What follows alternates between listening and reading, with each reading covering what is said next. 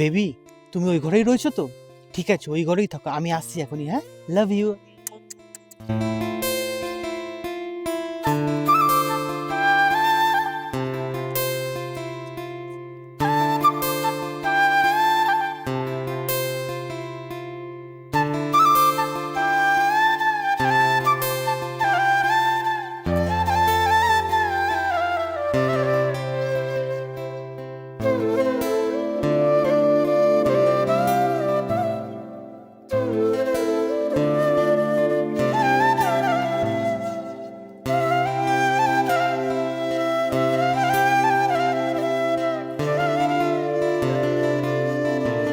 Happy new year baby.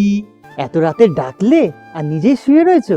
তোমার দাদা যদি আমাকে দেখে নেয় এখন কি হবে বলো তো?